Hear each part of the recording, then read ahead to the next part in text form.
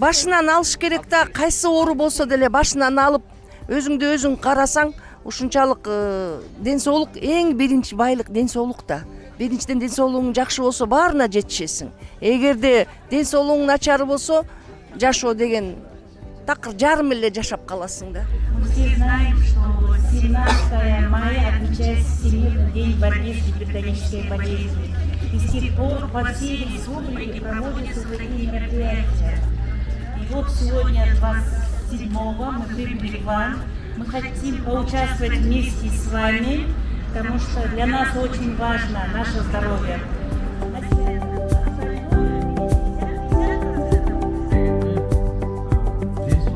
Раз, два, три, четыре. Глубже наклон. Раз, два, три, четыре. В другую сторону. Раз, два, три, четыре. Назад. Четыре. Резче. Раз, два, три, четыре. Два, три, четыре. Раз, два, три, четыре.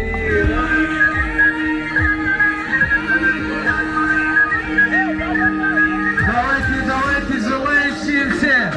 Yatayınlar, oturmanlar, sırf değilimizler. Hala, bu den soğukta, den soğuk. Duymam.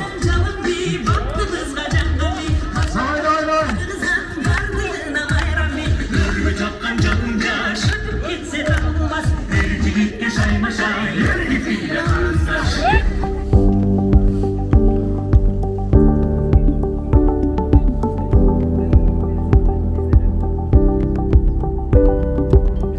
Токмок шаарында бүгүн ушул саламаттык сактоо министрлигинин тарабынан бизге ушундай сунуш түшкөн. Ошо сунуштун негизинде бүгүн акция өткөзүп атабыз. Каныңды текшер, давленияңды текшер деген гипертония оорусунун алдын алуу иштери боюнча, профилактика боюнча. Андан тышкары ушул саламаттык сактоо министрлигинин тарабынан уюштурулган биздин мындай чуркоо забег болду. Аялдар жана эркектердин арасында ден соолукту бекемдөө бул азыркы учурда эң маанилүү, эң чоң көйгөй болуп турат бизге. Жаштарыбызды дагы ушул ден соолугун бекемдөө, эртерээк алдын ала профилактика өтүп, өзүнүн ден соолугун карап жашоого биз дагы суранабыз, ошого чакырабыз.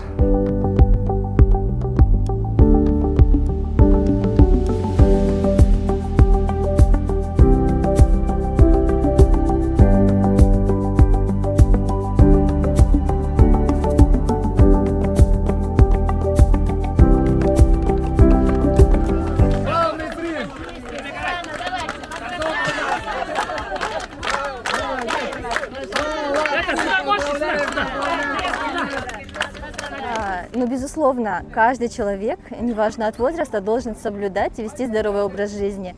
Мне кажется, очень важно, чтобы в жизни у человека были какие-то хобби, например, катание на велосипеде, походы в горы, потому что это держит в тонусе, и на работе, получается, находишь людей, у которых такие же общие интересы.